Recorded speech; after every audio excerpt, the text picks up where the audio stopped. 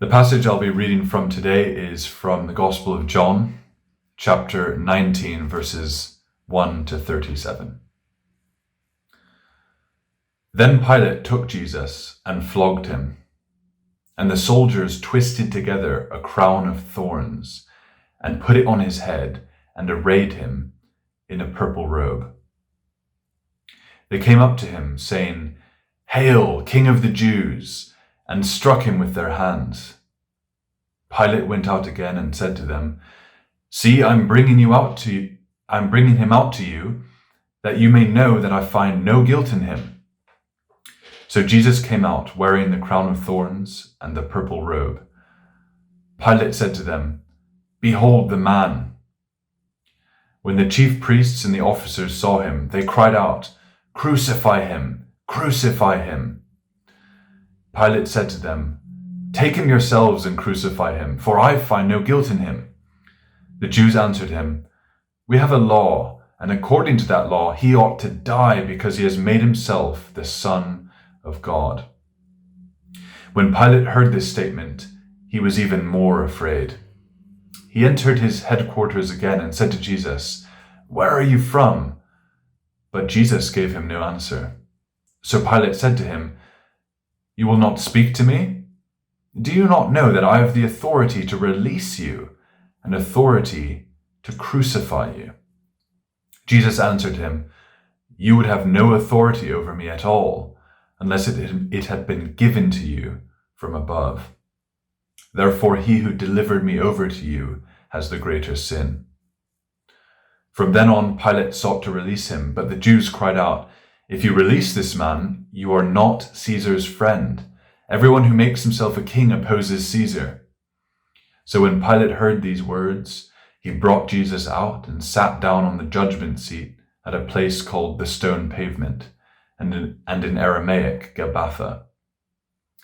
Now it was the day of preparation of the Passover. It was about the 6th hour. He said to the Jews, "Behold your king." They cried out, "Away with him! Away with him! Crucify him!" Pilate said to them, "Shall I crucify your king?" The chief priests answered, "We have no king but Caesar."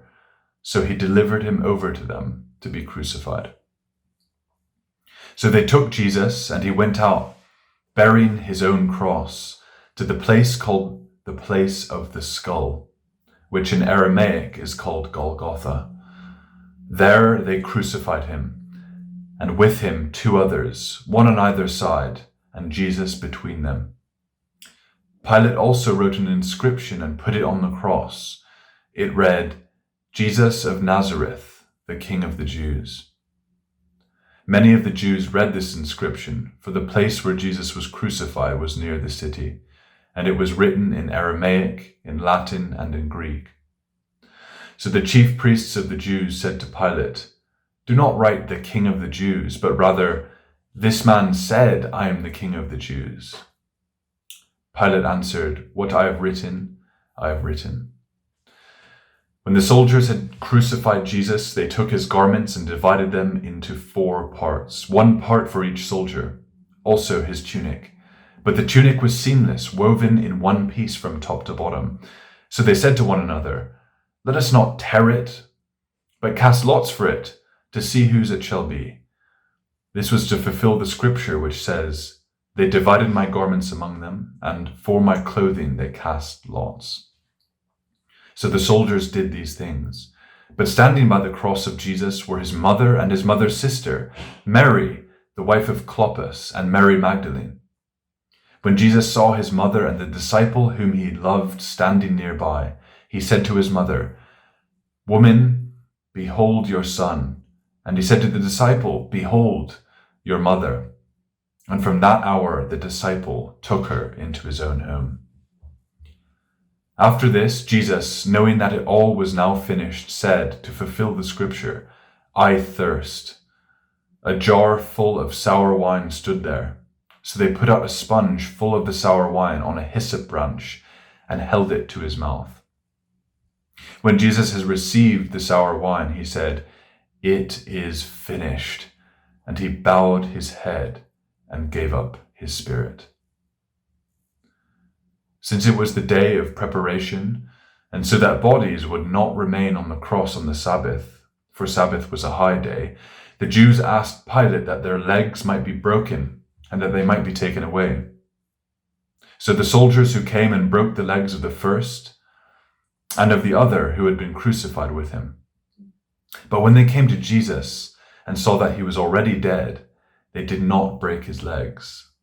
But one of the soldiers pierced his side with a spear, and at once there came out blood and water.